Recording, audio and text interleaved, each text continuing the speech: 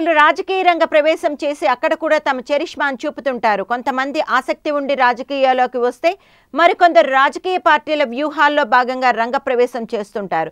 ప్రస్తుతం తమిళ భామ నయనతార వంతైంది. తమిళనాడులో ప్రస్తుతం అధికారంలో ఉన్న అన్నాడీఎంకే అధినేత్రి జయలలిత నుంచి ఇప్పటికే నయనతారకు ఆహ్వానం అందినట్లు సమాచారం. ఇందుకోసం గ్రౌండ్ వర్క్ కూడా పూర్తి చేసినట్లు తెలుస్తోంది. తాజాగా సైన్ చేసిన సినిమాలు మినహాయించి మునుముందు సినిమాలు చేయకూడదని కూడా నయనతార నిశ్చయించినట్లు కోలీవుడ్ వర్గాల సమాచారం.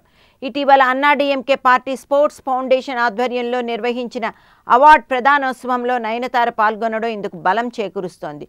త్వరలోనే నయనతార అధికార పార్టీ తీర్థం పుచ్చుకోనున్నట్లు సమాచారం.